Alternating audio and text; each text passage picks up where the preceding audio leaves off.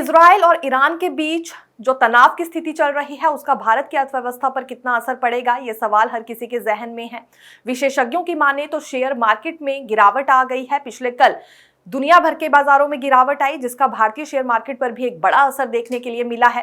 कारण ये रहा कि जो निवेशक हैं वो डर गए थे इजराइल और ईरान के बीच तनाव की स्थिति को देखते हुए, और इन्होंने अपने पैसे निकाल लिए हैं। इसके अलावा तेल के दामों में बढ़ोतरी हो सकती है, डीजल पेट्रोल महंगा हो सकता है, हवाई जहाज में सामान भेजने का खर्च बढ़ सकता है और रुपए का दाम गिर सकता है।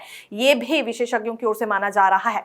हालांकि देखिए, अर्थव्यवस्था के मामले में भारत तीसरे नंबर पर पहुंचने वाला है, इसलिए निपट सकता है स्थिति से, लेकिन नुकसान जरूर होगा, खास तौर पर अगर हम शेयर मार्केट की बात करें।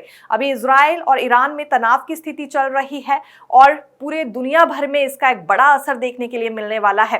हालांकि तेल के दामों में 12% तक बढ़ोतरी उस वक्त कर दी गई थी जब ये खबर सामने आई कि इजराइल ने ईरान पर हमला कर दिया है और तेल के ठिकानों पर हमला हुआ है। लेकिन कुछ देर बाद फिर अपडेट सामने आती है कि महज ईरान के परमाणु बम के ठिकानों पर यहां हमला किया गया था, तेल के ठिकानों पर नहीं हुआ था, जिसके बाद दाम फिर से उतने ही सामान्य तौर पर लाए गए हैं। लेकिन शेयर मार्केट पर जो असर हुआ है, इस वजह से हर किसी के जहन में सवाल है कि आखिरकार कब तक इस तरह की स्थिति से निपटना पड़ेगा। क्या डीजल पेट्रोल भी यहां पर महंगा हो जाएगा? आइए बारीकी से जानते हैं कि इंपोर्ट एक्सपोर्ट की एक्टिविटीज को लेकर भी अभी क्या स्थिति बनी हुई है और कितने दिन तक इसी तरह का माहौल रहने वाला है। भारत सरकार के साथ साथ विदेश मंत्रालय ने भी पूरी नजर इजराइल और ईरान के बीच चल रही स्थिति को लेकर अपनी गड़ाई हुई है।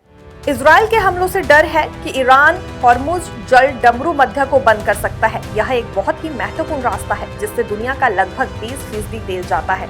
अगर ईरान ऐसा करता है तो जहाजों से सामान भेजने और बीमा कराने का खर्च बहुत ज्यादा बढ़ सकता है। इसका असर भारत पर भी दिखाई दे सकता है। अभी यह कहना मुश्किल है कि भारत पर इसका कितना और क्या असर होगा। वित्त मंत्रालय और अन्य सरकारी संस्थाएं बाजार पर नजर बनाए रखी हैं। वे यह देखेंगे कि बाजार में क्या हो रहा है। भारत की अर्थव्यवस्था मजबूत है, इसलिए भारत इस तरह की स्थिति से निपटने के लिए तैयार है। भारत को ज्यादा नुकसान नहीं होगा, ये भी विशेषज्ञों की ओर से कहा जा रहा है। इस लड़ाई का असर दूसरी चीजों की कीमतों पर ज्यादा समय तक नहीं रहेगा, लेकिन शेयर मार्केट के साथ साथ इंपोर्ट एक्सपोर्ट की एक्टिविटीज पर बड़ा असर हमें इसका देखने के लिए मिलने वाला है। पिछले कल कच्चे तेल की कीमतों में जो बढ़ोतरी हो गई थी और उसके बाद शेयर मार्केट में भी गिरावट आई, इसके बाद कई निवेशक डरे हुए हैं, इन्होंने अपने पैसे निकाल लिए हैं। लेकिन कितने दिनों तक ये स्थिति बनी रहेगी, अभी इस पर कुछ कहना काफी ज्यादा मुश्किल है।